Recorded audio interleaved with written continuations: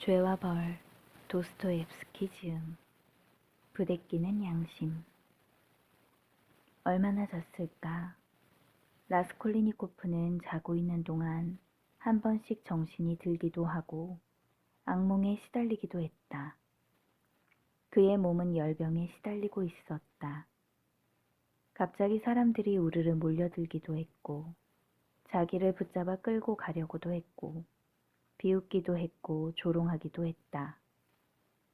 그리고 나스타샤가 항상 옆에 있었고 잘 아는 누군가 또 한 사람이 있었는데 기억이 나지 않았다. 오전 10시경 겨우 그가 정신을 차렸을 때 나스타샤와 누군지 모를 젊은이가 자기를 내려다보고 있었다. 나스타샤, 이 사람은 누구지? 나스타샤가 반갑게 말했다. 어머, 정신이 들었군요. 그때 키 큰 라주민이 허리를 굽히며 들어왔다. 이봐, 이제 정신이 들었다고? 방금 파센카한테 듣고 왔지. 그런데 당신은 누구지요? 이름 모를 젊은이에게 라주민이 물었다. 예, 저는 노동조합 사무실에 근무하고 상인 세로파에프 씨의 심부름으로 왔습니다. 아, 그렇습니까? 저는 이 사람의 친구 브라주민입니다만 다들 라주민이라 부르지요. 자, 의자에 앉으시오. 자기도 의자에 앉으면서 라주민은 말을 계속했다. 자네는 오늘까지 나흘 동안이나 아무것도 입에 대지 않았어. 홍차도 숟가락으로 떠먹였단 말이야. 의사인 조시모프도 여기 2번이나 데려왔었네. 자네 조시모프 선생 알지? 자네를 진찰하더니 신경성이라더군. 영양 상태가 나쁘고 맥주와 겨자의 섭취가 모자란다고 했어. 곧 나을 거라고 하더군. 그런 뒤 라주미는 노동조합에서 왔다는 사람에게 물었다. 아 참, 당신은 무슨 일로 오셨지요? 저 바흐루신 씨를 아시죠? 그분이 선생님의 어머님이 주신 35루블을 전해드리라고 해서 이렇게 왔습니다. 라스콜리니코프를 보며 그 사나이가 말했다. 저는 영수증만 받아가면 됩니다. 그러고는 35루블을 내밀었다. 필요 없어. 라스콜리니코프가 말했다. 아니, 필요 없다니 무슨 말인가? 필요 없어. 돈 같은 건. 난 서명 안 하겠어. 뭐? 돈이 필요 없다고? 라주민이 펄쩍 뛰면서 외쳤다. 이리 주세요. 내가 대신 서명하겠어요. 라주민이 장부에 서명했다. 그러자 의자 위에 돈을 올려놓고 사나이는 돌아갔다. 잘 됐군. 자네 이제 뭐 좀 먹고 싶지 않나? 먹고 싶어. 힘없이 라스콜리니코프가 대답했다. 수프 있어요? 어제 것이 있어요. 나스타샤가 말했다. 그럼 그 수프를 갖다 줘요. 잠시 후 수프를 가지고 나스타샤가 왔다. 나스타샤, 프라스코비아가 맥주 작은 것 2병만 주면 좋겠다고 했어요. 어머, 넉살도 정말 좋군요. 라주미는 왼손으로 라스콜리니코프의 머리를 받치고 수프를 떠먹였다. 허기진 듯 라스콜리니코프는 받아먹었다. 홍차는 안 마시겠나? 마시고 싶네. 나스타샤, 홍차도 빨리 부탁해요. 나스타샤는 다시 층계로 내려갔다. 어느 정도 친구가 안정되자 라주미는 자기 자리에 앉아 수프와 쇠고기 접시를 끌어당기더니 허겁지겁 먹기 시작했다. 어이 친구, 나는 요즘 매일 여기서 이렇게 식사를 했다네. 이건 모두 주인 아주머니의 뜻이라네. 나스타샤가 홍차를 가져왔군. 그는 잔에 홍차를 따른 뒤에 다시 소파로 와서 라스콜리니코프의 머리를 받치고 숟가락으로 홍차를 떠먹였다. 라스콜리니코프는 아무 소리 없이 받아 마셨다. 그는 비로소 제정신을 차릴 수 있었다. 여보게, 갑자기 자네가 왔다가는 나는 너무나도 화가 나서 자네를 만나 따지려고 여기까지 쫓아왔지. 그런데 자네 하숙집을 첫날은 찾지 못했어. 그래서 다음날 경찰서에 가봤지 뭔가. 그랬더니 자네 이름이 기록되어 있어서 금방 찾았다네. 아니, 내 이름이 기록되어 있다고? 그럼 그 바람에 자네 사정도 모두 알게 된 거야. 서장을 만나고 부서장도 소개받았지. 자뮤토프라는 사무장도 알게 됐어.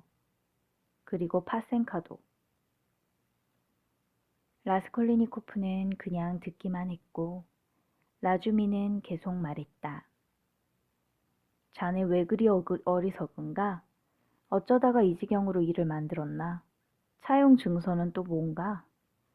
게다가 자네는 어머니가 갚아주느니 어쩌느니 했느니 말이야. 하지만 이젠 안심해도 되네. 자네가 곧 빚을 갚을 것이라고 내가 보증하고 차용 증서는 여기 그대로 받아왔네.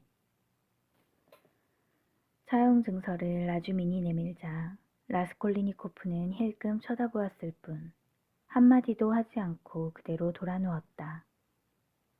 그러자 라주민이 발끈하며 외쳤다. 그래, 알았네. 내가 또 바보짓을 했나 보군. 그런데 내가 열에 시달릴 때 자네를 알아보던가? 아니, 자네는 마치 정신이상자 같았어. 자메토프를 데리고 왔을 때는 특히 더했지. 자메토프는 왜 데리고 왔나? 자네와 친해지고 싶다고 하더군. 참으로 훌륭한 친구야. 그리고 나도 이쪽으로 이사했네. 내가 무슨 헛소리를 했나? 뭐? 헛소리라 했나? 맞아. 귀걸이가 어떻고 쇠사슬이 어떻고 그랬던 것 같고. 그리고 크레토프스키 서민이 서장, 부서장 하며 온갖 소리를 다 짓거리더군. 더욱이 웃기는 것은 그 냄새나는 양말을 달라고 애원하는 꼴이라니. 어쨌든 지금부터 일을 시작해야지. 자, 여기 35루블이 있네. 이 중에서 10루블을 내가 가져가네. 계산서를 나중에 주겠네. 나스타샤, 이 사람 잘 돌봐줘요. 필요한 건 내가 파센카에게 말해 놓겠어요. 밖으로 라주민이 나가자 나스타샤도 뒤따라갔다. 그들이 나가자 라스콜리니코프는 얼른 자리에서 일어났다. 내가 무슨 말을 어떻게 했지? 그들은 과연 얼마만큼 알고 있을까? 그는 불안감에 사로잡혀 제정신이 아니었다. 사방을 둘러보기도 하고 구석의 벽지 속을 뒤져보기도 하고 난로 속도 들여다봤다. 만약 지금 이대로 도망친다면 경찰이 나를 찾을 수 있을까? 그런데 이건 뭐지?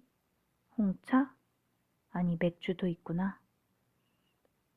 아직도 차가운 맥주를 그는 단숨에 비웠다.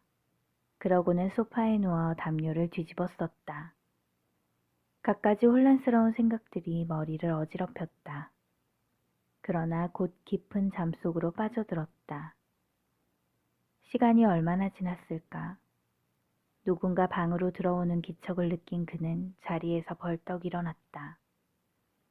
라주민과 나스타샤가 보따리를 들고 나타났다. 어이, 깨어났나? 날쌔, 나. 이제 그 누더기는 벗어버리고 이 새 옷으로 갈아입게. 이건 자네 옷일세. 지금 몇 시인가? 저녁 때야. 아마 6시는 됐을걸? 너무 많이 잤군. 그는 허둥거렸다. 걱정 말게. 잠은 푹 자야 몸에 좋은 거야. 자, 그럼 시작해볼까? 라주미는 들고 온 보따리를 풀었다. 나중에 하지. 제발 고집 부리지 말고 시키는 대로 하게. 자, 보게. 이게 80코페이카짜리라네. 그리고 이 바지는 2루블 25코페이카. 이 구두는 1루블 50코페이카. 속옷은 모두 합쳐 5루블.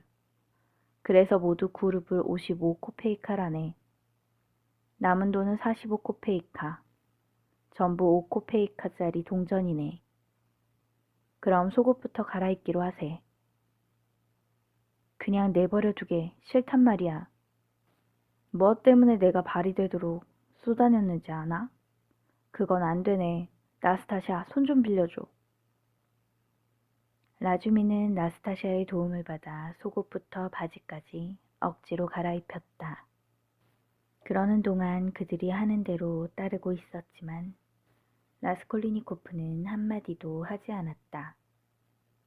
그는 벽으로 눈길을 돌리면서 물었다. 이보게, 무슨 돈으로 이렇게 많은 물건을 사왔나? 무슨 돈이냐고? 자네 돈일세.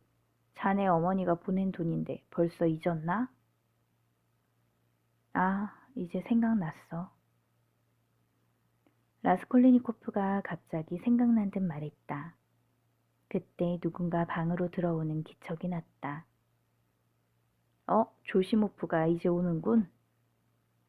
라주미는 기쁜 듯 외쳤다. 여기로 오기 전에 난 2번이나 자네 집에 갔었네. 보게, 이 친구가 회복되었다네. 알고 있네. 그래, 지금 기분은 어떻습니까? 조시모프가 라스콜리니코프를 보며 물었다. 그러자 라주민이 말했다. 여전히 우울해하고 있다네. 조시모프는 라스콜리니코프의 맥박을 짚어보며 말했다. 맥박은 정상이군. 두통이 있습니까? 나는 건강해요. 아주 건강해요. 갑자기 라스콜리니코프는 소파에서 벌떡 일어나며 말하더니 다시 벽 쪽으로 쓰러지듯 누웠다. 조금씩 나아지고 있군요. 뭘 좀 드셨습니까? 그런데 무얼 먹였으면 좋은가? 대신 라주민이 물었다. 무엇이든 괜찮아. 홍차나 수프 같은 것도 좋고. 하지만 버섯이나 오이, 그리고 쇠고기는 안 돼. 잘 알겠네. 그런데 혹시 자네 그 페인트공에 대해서 알고 있는가? 페인트공이라니 누굴 말하는가? 왜 있잖아. 관리의 미망인이며 전당포를 운영하던 할머니의 살인사건 말일세. 아, 나도 신문에서 보았네. 그래요. 리자베타까지 죽였어요. 헌옷 장사하는 리자베타 있잖아요. 당신의 루바슈카도 만들어줬잖아요. 나스타샤가 끼어들었다. 라스콜리니코프는 못 들은 척 벽 쪽으로 돌아누워 낡은 벽지에 꽃무늬만 바라보고 있었다. 아니, 그 페인트 공이 어떻게 됐단 말인가? 조시모프가 물었다. 범인으로 그 남자가 혐의를 받고 있어. 그런 증거는 있는가? 증거가 있을 턱이 있나? 경찰이 처음에 코흐와 페스트라코프를 구속하고 혐의를 두었던 것과 조금도 다를 것이 없네. 그 2사람은 며칠 동안 구류만 살지 않았는가 말이야. 그렇지. 내가 화를 참지 못하는 것도 경찰의 엉터리 수사 때문이지. 경찰은 그 2사람이 무죄가 분명한데도 범인으로 몰았지. 그러다가 농부 출신인 술집 경영하는 두시킨이라는 사내가 금기고리가 든 보석상자를 가지고 경찰에 자진 출두했지. 니콜라이라는 페인트공이 그걸 가지고 와서 1루블을 빌려달라고 하자 1루블만 주고 저당 잡은 거야. 그러다가 이 사건을 알게 되자 그만 겁에 질려 신고한 거지. 그래서 경찰은 니콜라이의 집을 수색했고 함께 페인트 칠하던 드미트리도 붙잡았지. 그리고 그저께 겨우 여관에서 니콜라이를 잡은 거야. 그는 여관 대들보에 목을 메어 자살하려다가 그만 여관 주인 여자에게 발각되었던 모양이야. 그자는 경찰의 신문에서 직업은 뭔가, 페인트 공유, 귀고리 보석 상자는 어떻게 된 건가?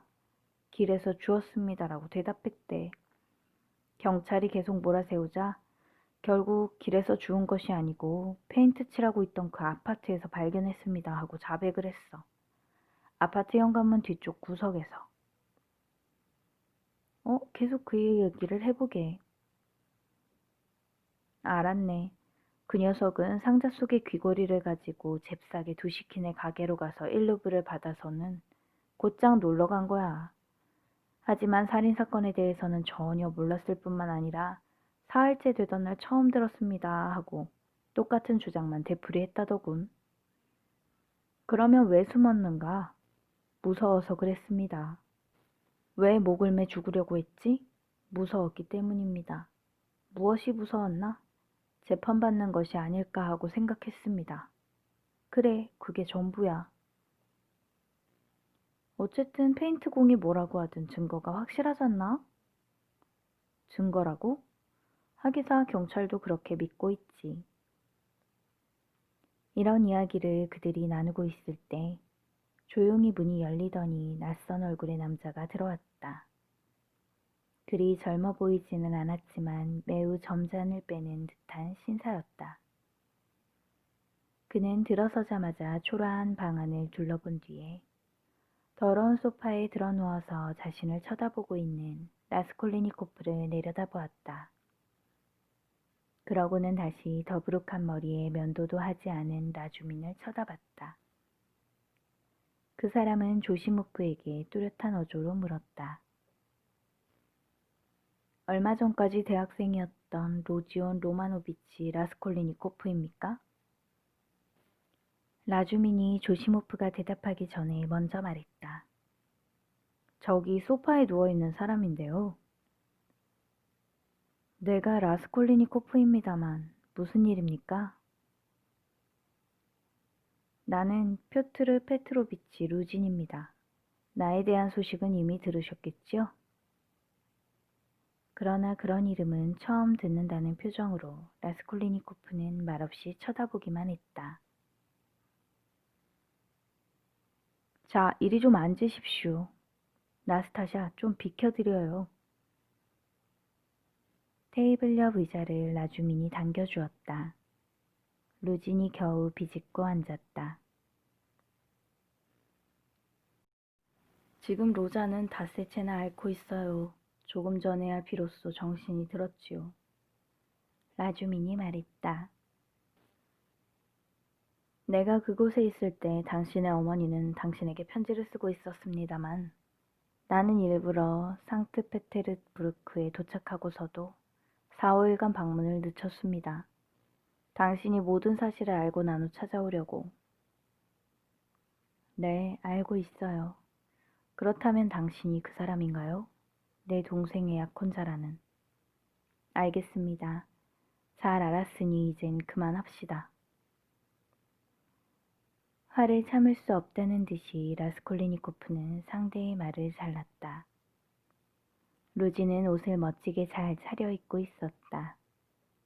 또한 얼굴도 윤기가 나고 여유가 있어 보였다.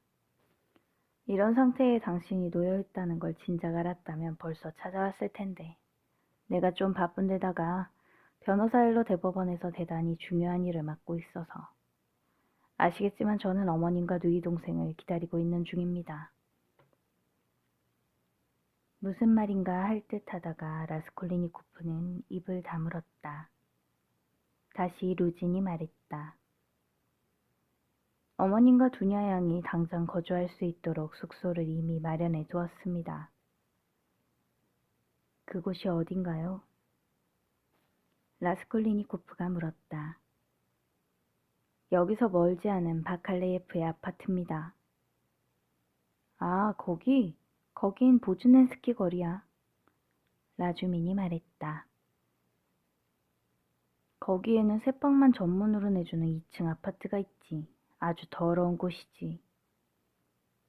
불결하고 악취가 나고 온갖 사람이 다 살고 있지. 그래서 집세가 싼 곳이야.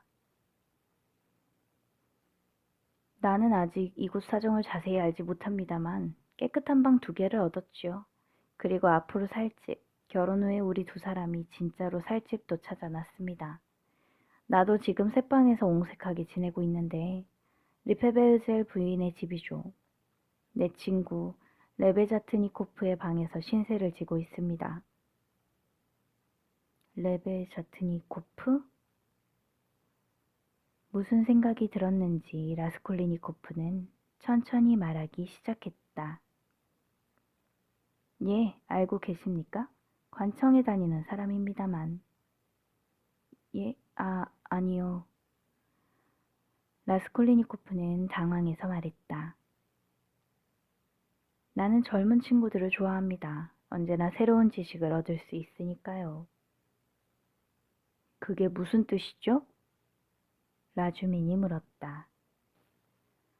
사실 난 상트페테르부르크에 지난 10년 동안 오지 못했습니다만 이곳이야말로 온갖 뉴스라든가 개혁이라든가 새로운 사상의 본고장이지요.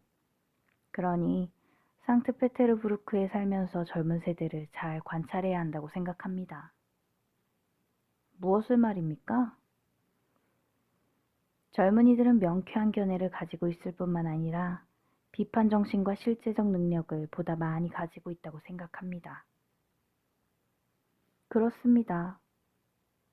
조시모프가 그 말에 동의했다. 그건 잘못된 생각이야. 실제적 능력은 가지고 있지 않아.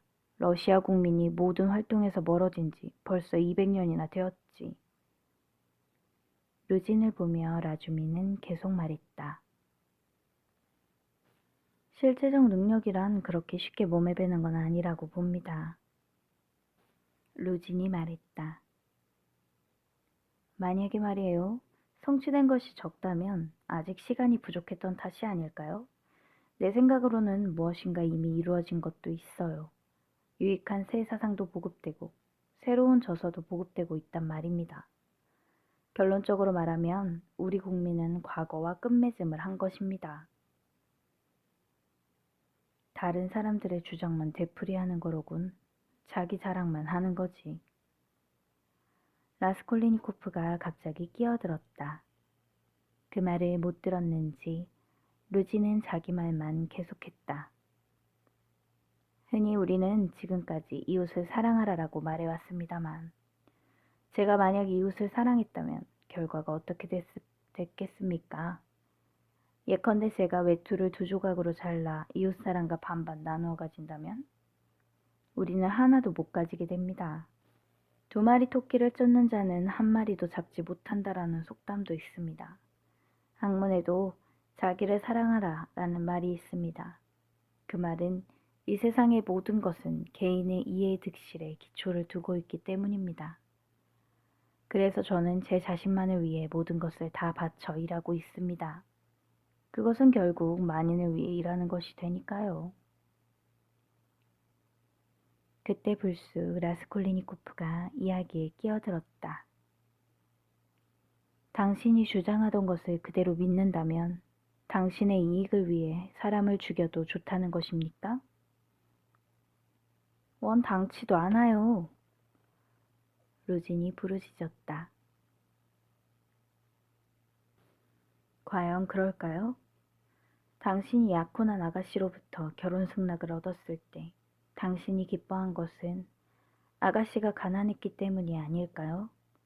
가난한 집에서 신부를 데려오면 나중에 아내에게 권력을 멋대로 휘두를 수도 있고 또 은혜를 베푼 것이 되어 아내를 억압할 수도 있을 테니 말이오. 아니, 오해를 해도 너무 지나치시군요. 나에 대해 당신이 알고 있는 소문은 확실한 증거도 없지 않습니까? 그건 누군가의 모함이에요. 당신 어머니께서는 여러 가지 점에서 좋은 분이시지만 그런 식으로 말씀을 하셨다면 정말 실망입니다. 루지는 흥분해서 대꾸했다. 잘 들어요. 라스콜리니코프는 몸을 일으키고 루진을 노려보며 말했다. 다시 한 번만 더 내 어머니를 그런 식으로 말하면 계단 아래로 던져버릴 테다. 여기서 당장 꺼져버려. 처음부터 당신은 나를 싫어했소. 그런데도 지금 나는 당신이 환자이기도 하고 가까운 친척이 될 것이므로 참으려고 했지만 애써 화를 억누르며 루진이 말했다. 나는 환자가 아니오. 라스콜리니코프가 소리쳤다. 당장 나가시오. 그의 말이 끝나기도 전에 루지는 이미 문을 열고 나가고 있었다. 여보게, 너무하는 거 아닌가? 라주민이 고개를 설레설레 흔들며 말했다. 내버려둬. 날 건드리지 마. 라스콜리니코프는 미친 듯이 소리를 질렀다. 언제까지 나를 괴롭힐 건가? 나는 혼자 있고 싶어. 제발 혼자 있게 해줘. 조시모프가 문간으로 나가자 라주민도 할 수 없다는 듯이 따라 나갔다.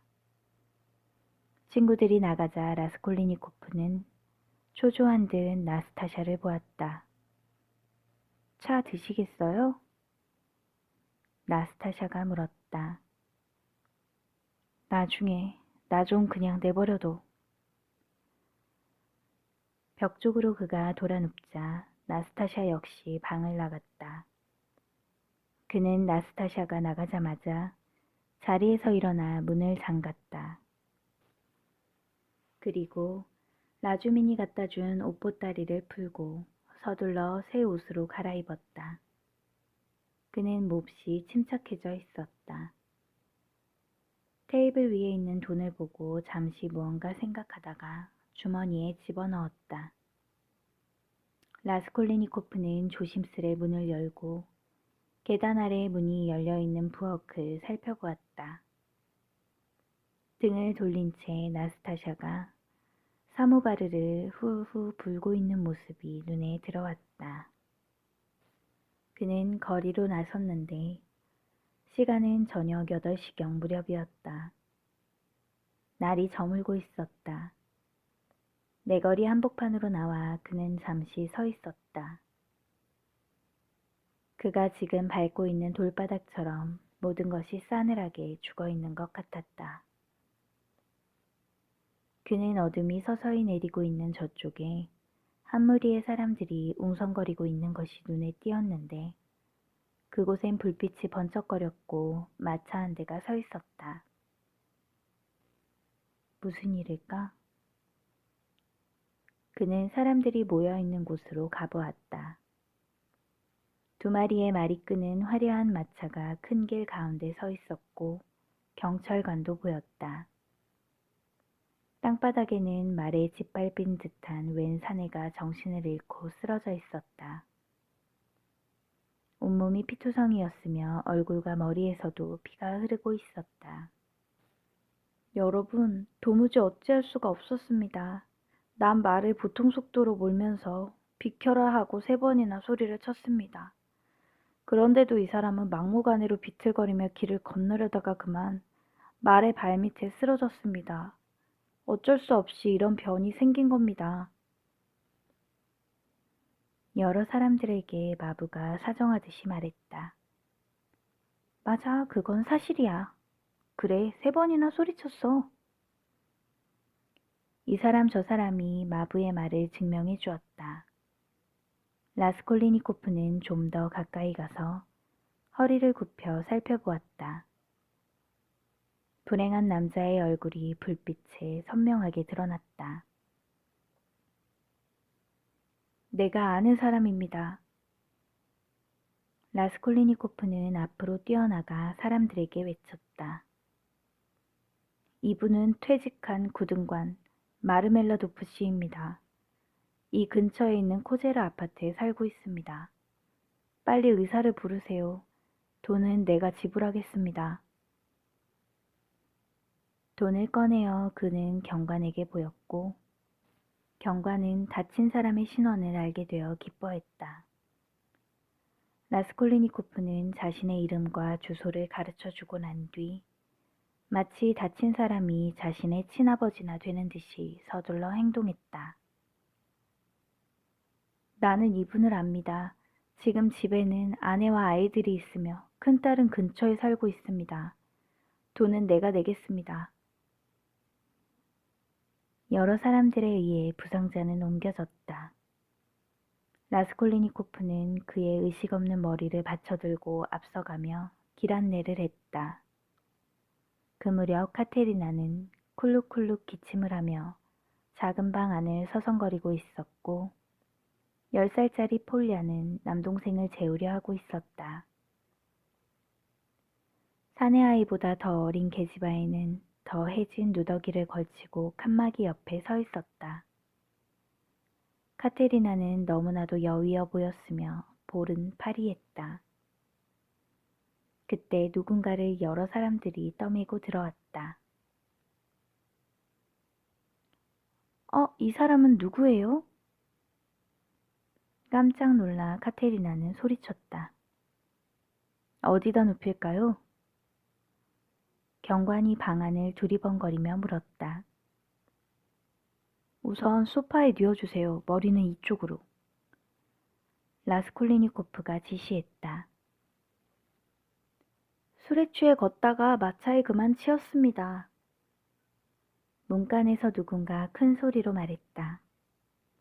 그 소리에 카테리나는 파랗게 질려서 숨을 헐떡였고 아이들은 무서워 어쩔 줄을 몰라 했다. 그러자 라스콜리니코프는 카테리나에게 다가가 급히 말했다. 아주머니 진정하세요. 남편분은 길을 건너려다가 마차에 치였지만 이제 곧 정신이 들 것입니다. 제가 집으로 모셔왔습니다. 얼마 전에 한번 온 적이 있었습니다. 금방 깨어날 겁니다. 경비는 제가 지불하겠어요. 결국 이 지경이 되고 말았군요. 카테리나는 절망적으로 중얼거리면서 남편 곁으로 갔다. 그러고는 남편이 입고 있던 옷을 벗기고 상처를 확인했다. 라스콜리니코프는 누군가에게 의사를 불러오게 했다. 의사를 부르러 보냈으니 걱정하지 마세요. 그리고 치료비는 제가 지불할 테니까요. 그럼 물 좀 떠다 주시겠어요? 카테리나는 창가로 급히 달려갔다. 더운 물이 들어있는 양철 대야가 찌그러진 의자 위에 놓여 있었다. 라스콜리니코프의 말을 듣고 대야를 가져가려고 그녀는 손을 뻗다가 쓰러질 뻔했다. 그러는 사이에 라스콜리니코프는 수건을 찾아 물에 적셔서 마르멜라도프의 피투성이가 된 얼굴을 닦아주었다. 폴야! 카테리나가 소리를 질렀다. 예? 폴야가 겁먹은 목소리로 대답했다. 소니아에게 빨리 갔다 와. 아빠가 마차에 치였다고 빨리 오라고 해라. 폴야는 고개를 끄덕이고는 밖으로 뛰어나갔다. 그러는 동안 방 안은 서 있을 자리조차 없을 만큼 사람들로 가득 찼다. 카테리나는 화가 나서 부르짖었다. 죽을 때만이라도 제발 조용히 죽게 해주세요. 무슨 구경거리가 났다고 이 소란이에요. 더구나 담배까지 물고서 말이에요. 어서 나가주세요. 죽어가는 사람에게 최소한의 예의도 없는 거예요? 그녀의 말은 곧바로 효과가 나타났다. 사람들이 하나둘씩 문 밖으로 나갔다. 그때 기절해 있던 남편이 정신이 들었는지 신음소리를 냈기 때문에 카테리나는 남편 곁으로 바싹 다가갔다. 그는 숨쉬기조차 몹시 어려운 듯 했다. 라스콜리니코프를 알아보지 못하고 그는 이리저리 눈알을 굴리며 누군가를 찾는 것 같았다. 사제님은? 마르멜라도프는 카테리나를 쉰 목소리로 말했다. 지금 모시러 갔어요. 카테리나가 버럭 큰 소리로 대답했다. 이웃에 사는 독일인 의사가 왔다. 의사는 환자에게 다가가서 맥박을 짚어보고 머리를 만져본 뒤에 다시 단추를 벗기고 가슴을 열어젖혔다. 말발굽에 가슴은 짓이겨져 있었고 갈비뼈도 몇 대 부러져 있었다. 의사는 눈살을 찌푸렸다. 이렇게 의식을 회복한 것이 이상할 정도군요. 라스콜리니코프에게 의사가 가만히 속삭였다. 어찌 되겠습니까? 오래 버티지는 못할 겁니다. 그럼 전혀 가망이 없습니까? 예, 전혀 가망이 없습니다. 곧 운명할 것 같군요. 이때 아래층에서 급하게 올라오는 발소리가 들리더니 곧 성찬을 든 사제가 왔다. 뒤로 모두 물러섰다. 참회식은 곧바로 열렸다.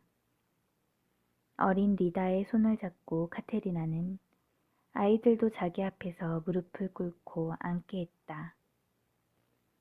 그때 마침 소냐를 데리러 갔던 폴리아가 숨을 헐떡이며 사람들을 비집고 들어왔다.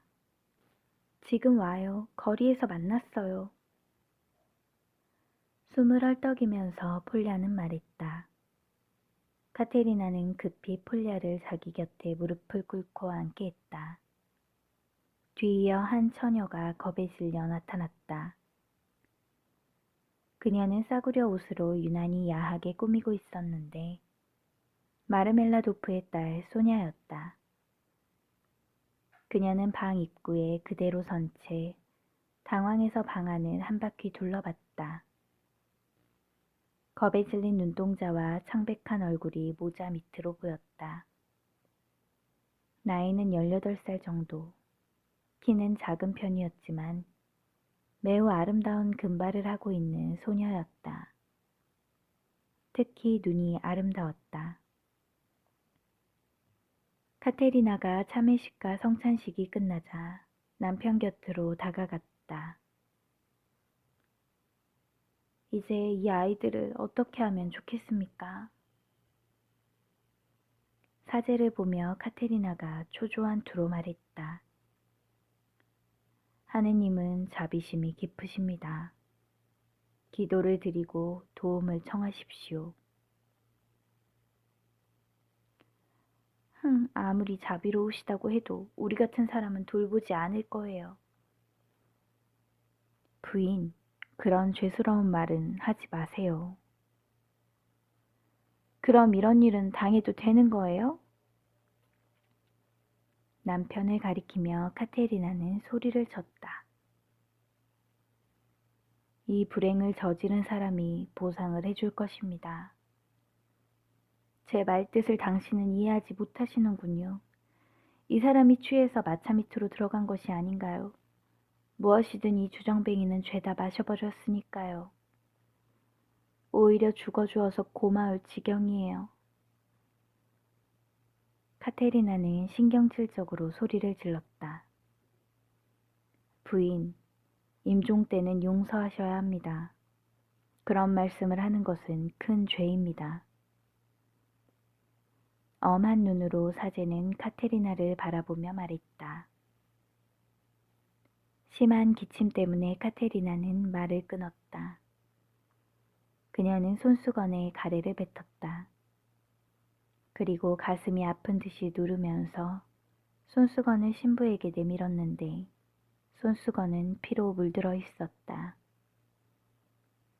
마르멜라도프는 임종 직전이었다.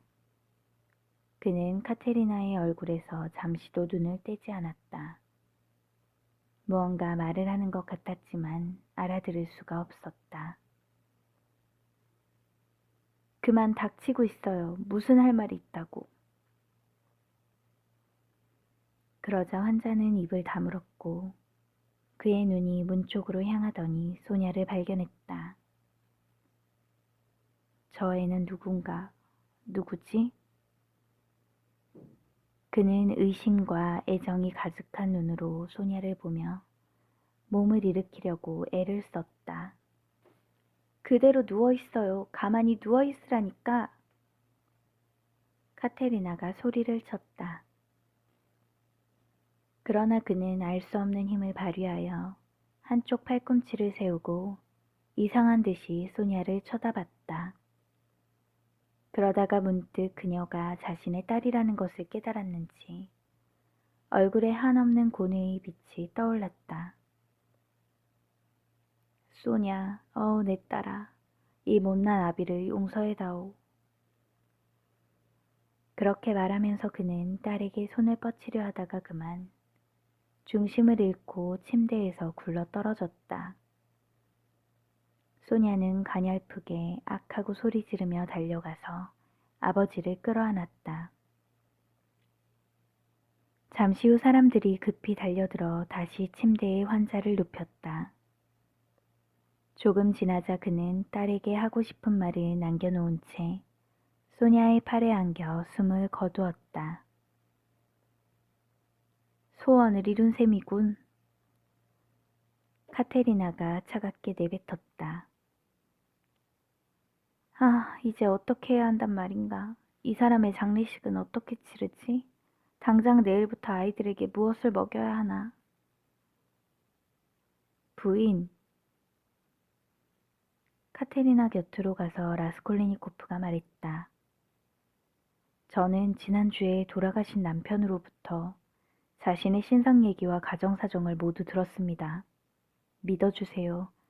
남편은 부인을 몹시 존경했고 가족들에게도 깊은 애정을 가졌습니다. 그래서 우리는 그날부터 친구가 되었답니다. 그러므로 저는 돌아가신 분의 친구로서 의무를 다하고 싶습니다. 자, 여기 20루블입니다만 부인께 도움이 되었으면 좋겠습니다. 곧 다시 들르겠습니다. 어쩌면 내일 뵙게 될지도. 그럼 안녕히 계십시오. 말을 끝낸 라스콜리니코프는 서둘러 방을 빠져나와 계단을 내려갔는데 그때 그의 몸속에는 충만한 생명감이 넘치는 듯했다.